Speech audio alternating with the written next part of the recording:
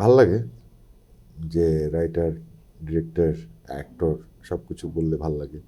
Restaurant ব্যবসায়ী বলে না, বা পার্লার ব্যবসায়ী বলে না।